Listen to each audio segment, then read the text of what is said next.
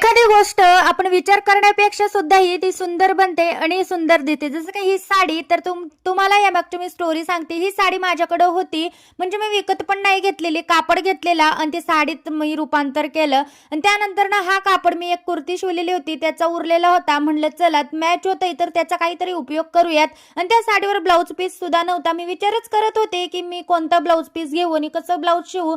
तर माझ्या लक्षात आलं की हे जे कापड आहे तर ते मॅच होतंय आणि याचंच आपण ब्लाऊज शिवूयात. तर मी याचं मस्त पॅडेल ब्लाऊज शिवायचा असा विचार केला आणि त्यानंतर ना लगेच ब्लाऊज शिवायला घेतलं, कारण मला जायचं होतं संध्याकाळी बर्थडेला, म्हणून मला ब्लाऊज रेडी करायचं होतं. आणि सुंदर असं ब्लाऊज माझं रेडी झालेलं आहे. तर बघू शकता तुम्ही ब्लाऊज कसं झालं ते मला कमेंटमध्ये नक्की सांगा. तर चला, व्हिडिओ आवडला असेल तर व्हिडिओला नक्की लाईक करा.